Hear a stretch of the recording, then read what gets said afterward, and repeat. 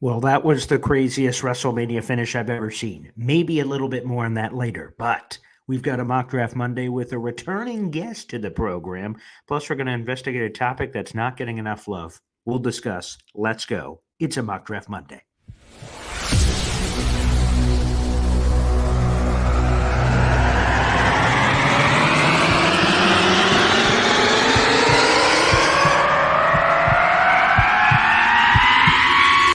Zoinks! It is unequivocally the Super Bowl for New York Jet fans. Field Yates, baby. Field Gosh darn Yates. Let's bring him on the show. Come on, people. Connor Rogers is joining the show. What's up, Connor? But Trevor Gosh darn Sycamore, baby, for me, personally, my favorite New York Jet of all time. Wow, it's great to be on. What an intro that was right there. Paul, nobody does an intro like you, man. Paul, you give the best intro of literally any podcast that I've ever seen. I'm gonna lose my gosh darn bananas.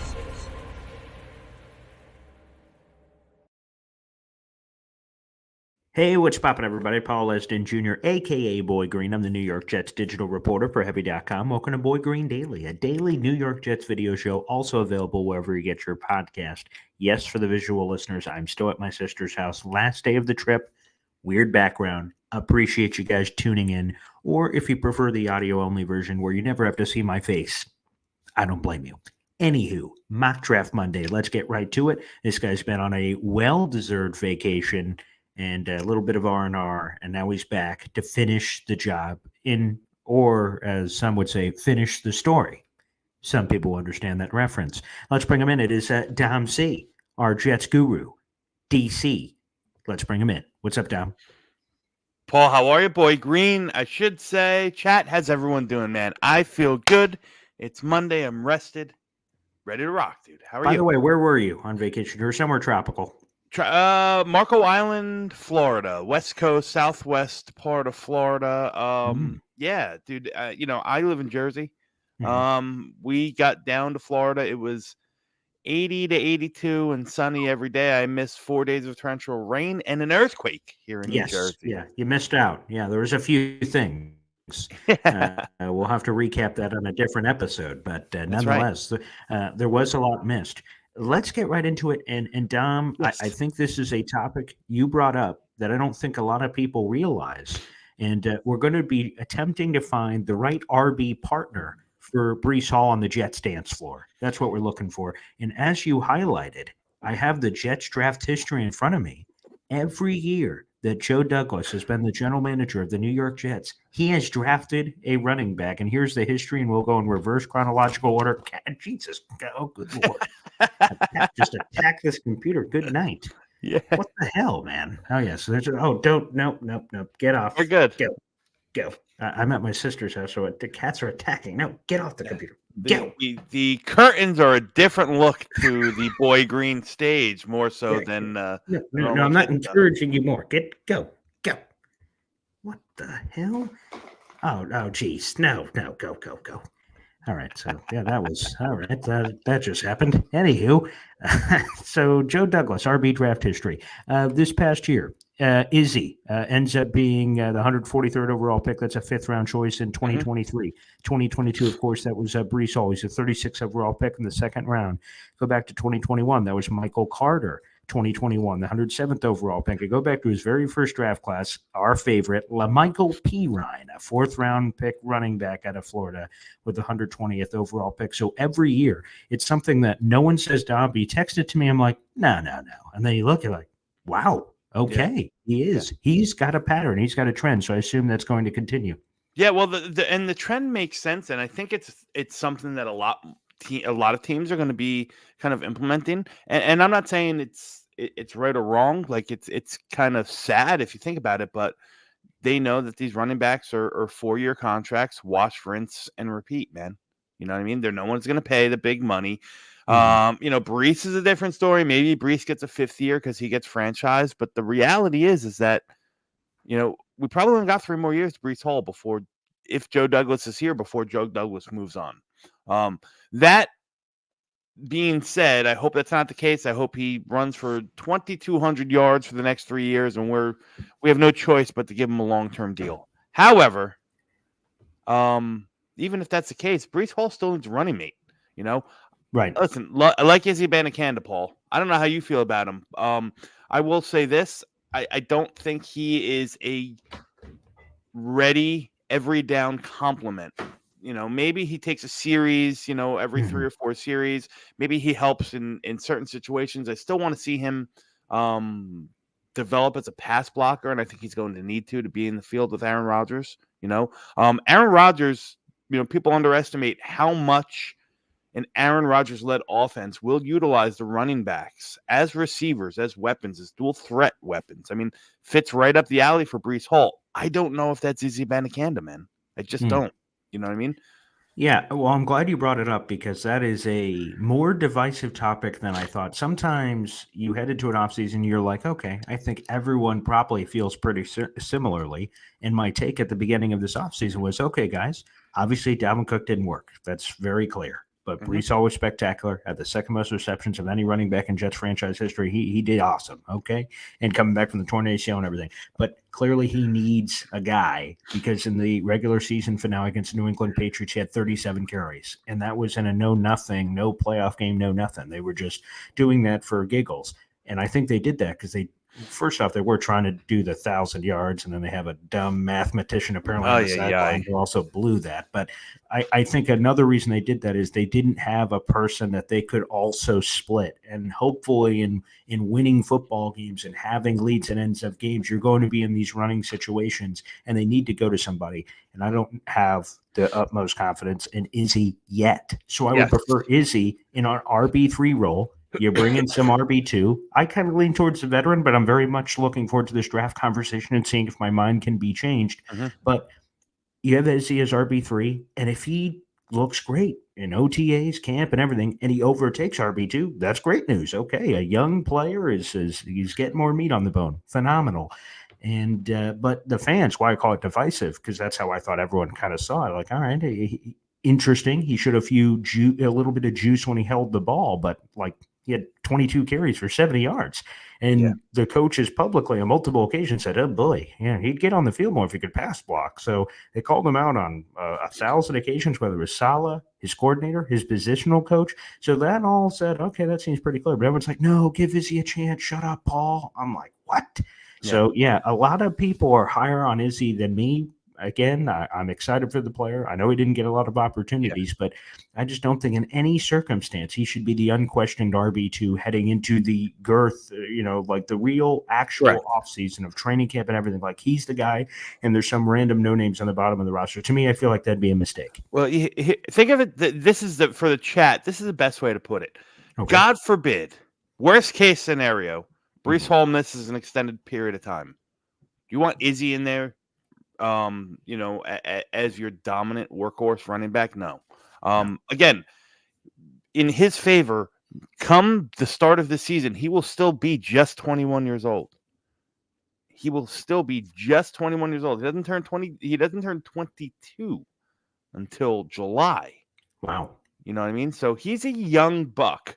He's still got some developing to do. And like I said, just because you talk about a veteran running back or possibly, entertain it, or even if you bring in a veteran, I know that the hot name right now is Zeke Elliott. I don't think that's going to happen.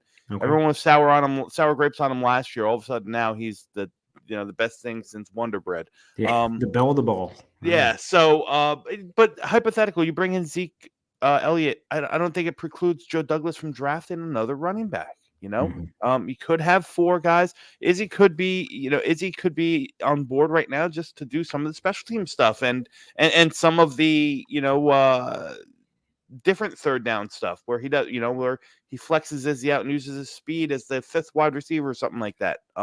But you talked about it in the beginning. Joe Douglas drafts a running back every year, and I don't think that this year is probably going to be any different. Okay.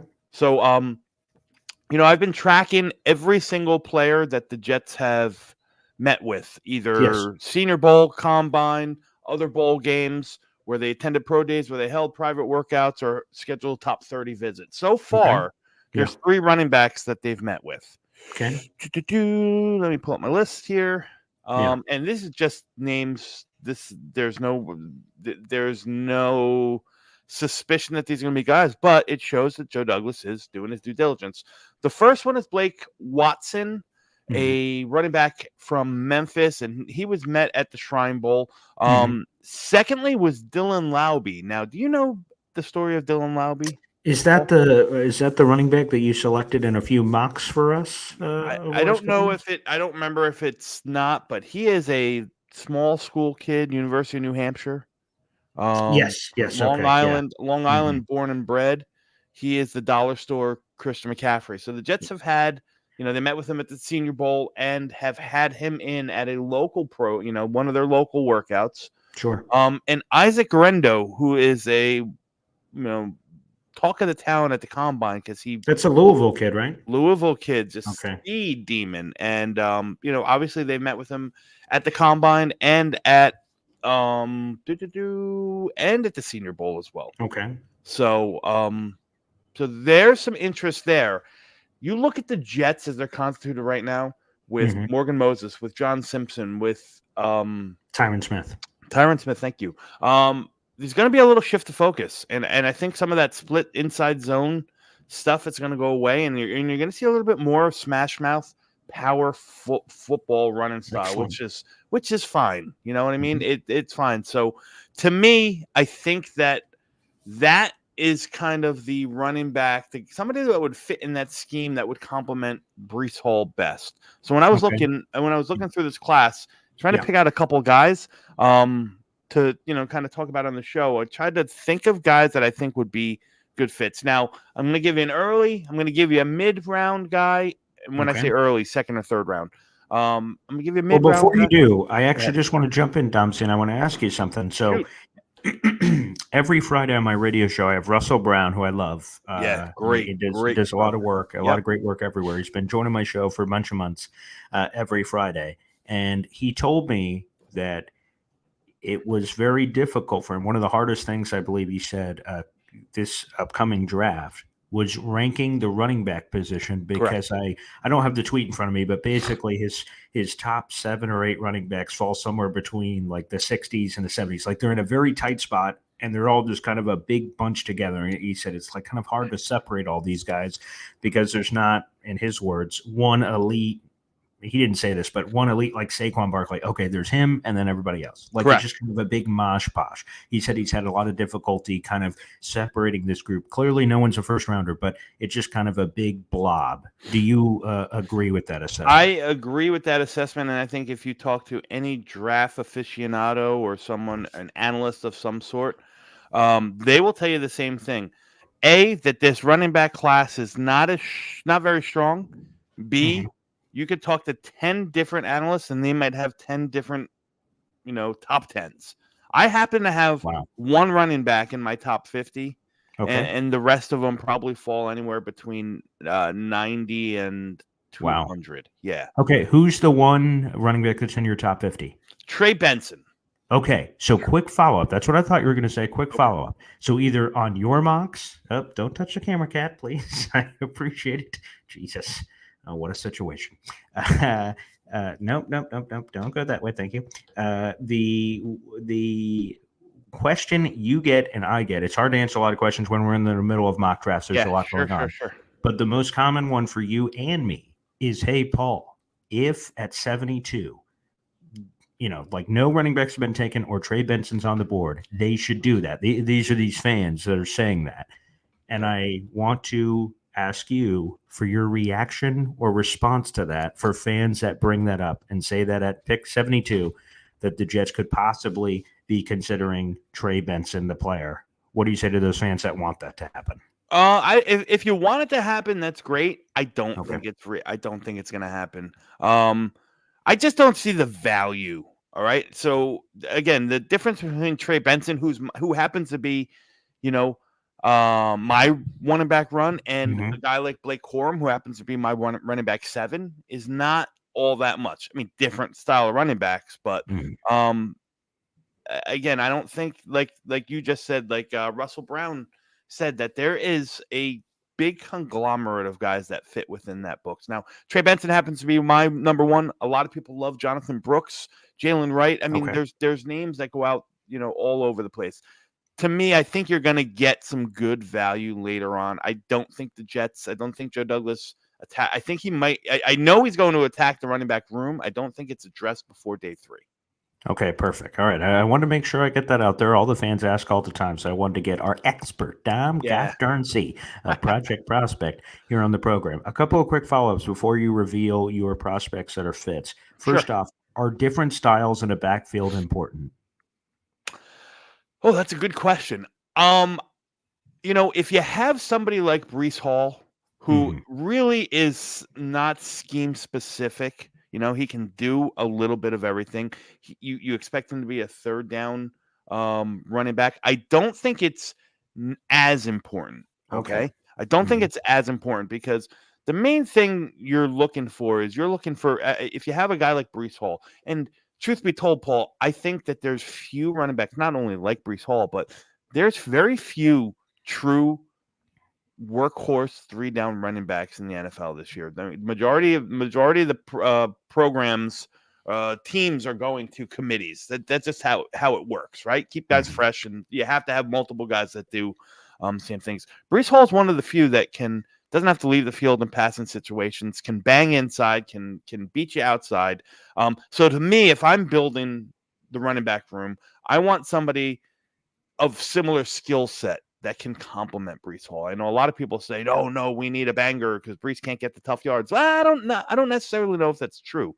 I think Breece can get the tough yards. It's hard for him to get tough yards when there's 9-man boxes and me and you are the starting guards. On the offensive line. So I would look for a guy who can it's kind of that well-rounded guy. I'm not looking for a true power back. I'm not looking for a guy who's kind of like your just solely receiving back. I'm looking for a guy that can kind of do a little bit of everything for the Jets. That's how I would compliment Breece Hall. All right. And then this is the final one before we get into your prospects that you've prepared as possible options in a variety of rounds here. Now, you've answered it a little bit on the back end, so maybe it bears no repeating. But specifically speaking, is there a certain trait? Like you're looking for a well-rounded guy because, again, well-rounded makes sense. You don't have to change the offense of that guy's in. Like one guy goes in like Izzy, who isn't a clear pass blocker, like, I wonder what they're doing on this play. You know what I mean? Like there's not going to be that sort of thing going on. But is there a specific trait that if you're the Jets or you that you're looking for, you're like, okay, we got Breece Hall. All right, now what else do we want to add to the room here? Who do we want the RB2 to be? Is it a trait-specific thing? Yeah. Is it a pass-blocking thing? Is it, especially with Aaron Rodgers? What is it that this second running back or this other running back would have? Well, as you look as the room is constituted right now, you have Breece Hall, who's checks every single box, and you got Izzy Abanikanda, who is your breakaway guy. He's your lightning, right? He's lightning in a bottle. You give him a hole and he's going to find it with that speed, so on and so forth. So for me, if I'm rounding out this room, yes, I want somebody who can play, and I think pass protection is important. Of course. I think somebody that has a little bit more size that can take on more of an early down role in the absence, God forbid there's an absence of Breece Hall, that can work in a committee with what you have in Izzy Abanikanda. So that's what I'm looking at. I'm looking for a guy. The one skill I look at and the one thing I'm attracted to the most when I'm scouting these running backs is how is looking at their hands and looking at their eyes. I want to see their vision. I want to see them find holes and see holes. And it's funny that I have Trey Benson at the top of my board because I think that he kind of isn't the best with vision. He kind of has tunnel vision where, ball's supposed to go to the B gap. He's going to the B gap. He's not really catching that cutback lane, so on and so forth. But that's for a different story. So I want a guy that can, kind of see anything, especially now with our switch to more of a gap power running scheme. I think you're going to want somebody who can, kind of put his shoulder down and gain some yards and, with good contact balance, so on and so forth. So, all right. And I will just say that sounds like good traits that you also look for perhaps in your wife. Okay, there you go. So the same scouting for the running back is the same scouting for the wife. Okay. Amen. Amen. Check. Excellent. All right, Dom, we've waited long enough. You've done some preparation, some interesting names specifically. We've talked kind of in a general sense throughout the show so far, outside of Trey Benson, who people wanted to ask about. But besides that, give us some of these prospects that you see are kind of these ideal fits for the New York Jets, and perhaps what round you expect them to go. Yeah. So the first guy and one of my favorite in this class, mainly because he went to my alma mater. No, it is true, but that's not really why I like him. So I'm a Temple University alumni, and Ray Davis started at Temple. He finished his career last year at Kentucky. I think Ray Davis is getting slept on in this class again. He's just part of the conglomerate. We talk about we talk about vision and contact balance, and a guy who just gains positive yards. To me, that's Ray Davis in a nutshell. He's not going to blow anybody away, but his vision and his footwork are so good. Good hands, good routes, good yards per routes run. So he can affect, the game. He can affect the game both running and passing. I'm looking at his numbers, his combine and pro day numbers. Again, nothing that jumps off the page. 4.5 with a 1.5.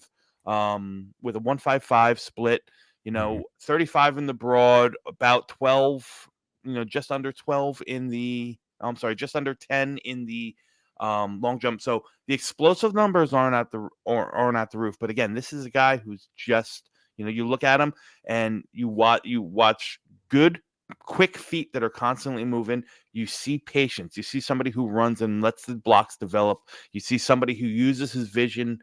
And more so, again, has that contact, good contact balance. Always falling forward, always gaining yards, can help you in the run game and the pass game. He is 24 years old already. Like I said, he's a graduate transfer from Temple to Kentucky. But to me, this is a guy that has, Joe Douglas check marks all over him. He's a one contract guy.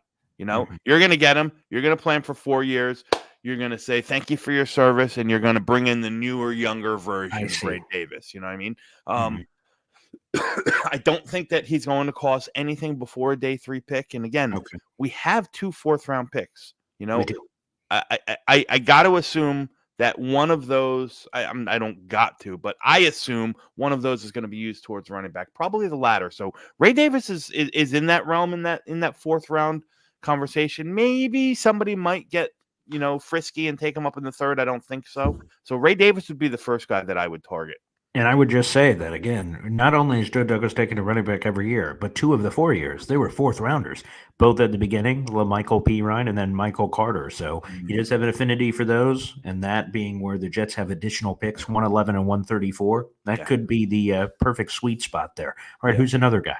Another guy that, I think fits this mold of what I explained very well.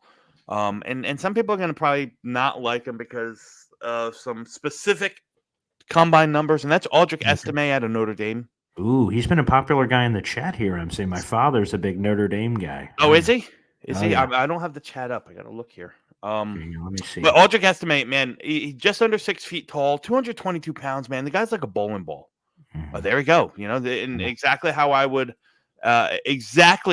explain that. He could be that thunder element to you talk about a guy who's big and just gain yards. Now, again, Estime, not the best vision, not a guy that is going to, he's not going to beat you with short, shifty, lateral quickness and so on and so forth. He's a guy who, sees hole, hits hole, runs over people in hole. I pick things up. I put them down. Yeah. He's not as patient as a guy like Ray Davis. I don't know if he has necessarily the same level of pass catching chops as Ray Davis. However, I do know that he's going to be one hell. He's going to be an effective pass blocker from the running back position. Now, the caveat with Aldrich Estime and why some people are going to be completely down. He ran a 4.6 140. That's just not fast. You know, no, not at all. He also tested his explosive numbers were through the roof. You know, he checks all the physicals. He's 38-inch vert, 125-inch broad jump. So he hits all that stuff. The breakaway speed just isn't there. It's just not. But he's a guy that's going to force miss tackles. He's a guy that's going to, again, have be able to run through arm tackles, good contact balance. You know, he could earn that role as like a, you know, short yardage, early down back. Think back in the Carolina days. Think Jonathan Stewart. Ooh. Okay, That's that to me is you know, kind of Aldrich Estime in a nutshell. I really like him. Not gonna wow you at your speed, but you know what? You got Izzy Abanikanda. You got Breece Hall as your speed guys.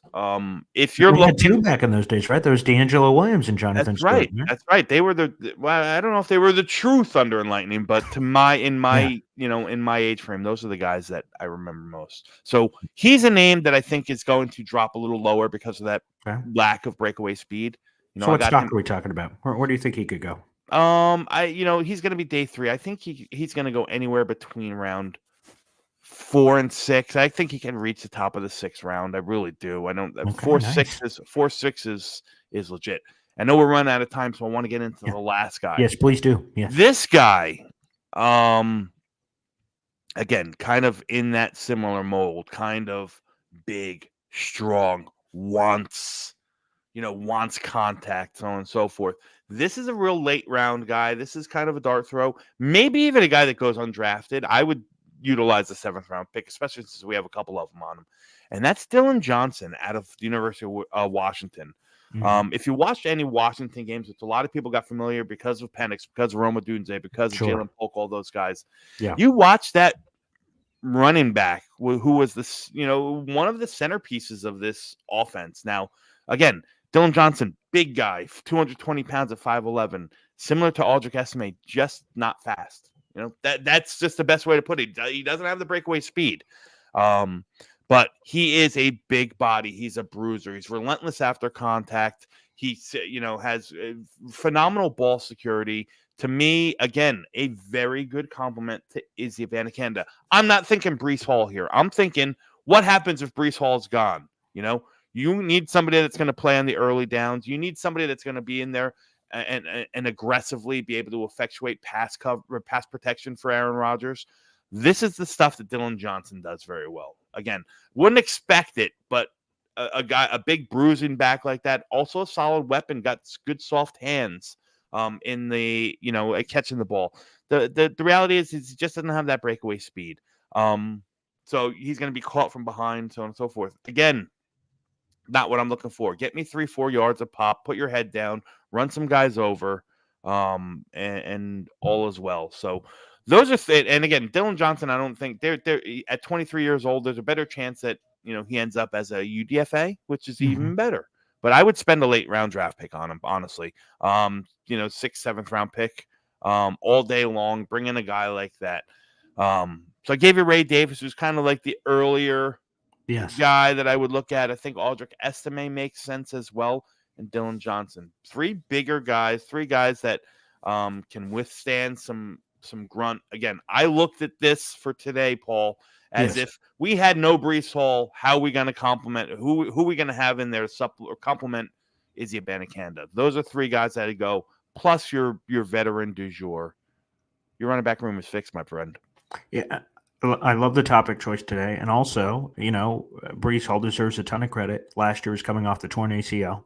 He appeared in all 17 games. That to me is still stunning that statistic is true. And he's coming off the ACL, so he should only be better.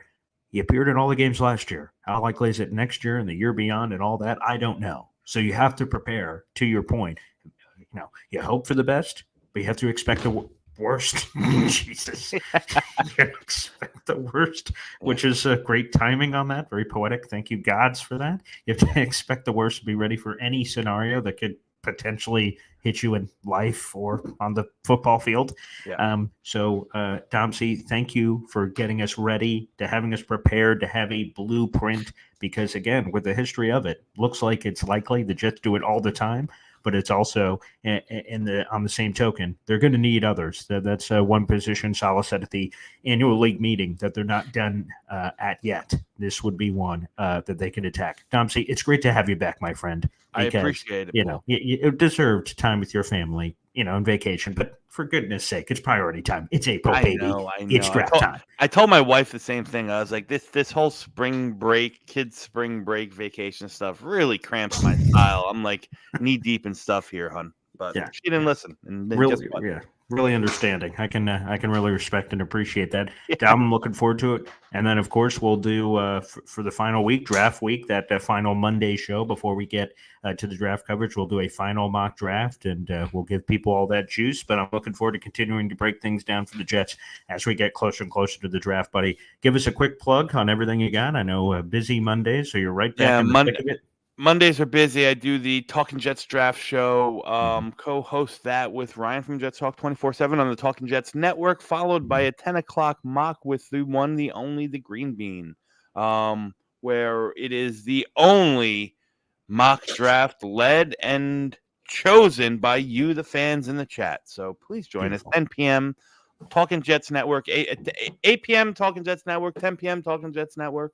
A lot of draft stuff going on, guys. 17 days, man. 17 days until we're here. I can't believe it. And everybody, because I'm Dom C's agent, Project Prospect, baby, his YouTube channel. Make sure you subscribe and join the family. We love having him on here every Monday. It's awesome. But make sure you check out his channel as well. Again, Project Prospect. Thanks, everybody, for tuning in. We'll see you tomorrow for Boy Green Daily. Take care, everybody. God bless.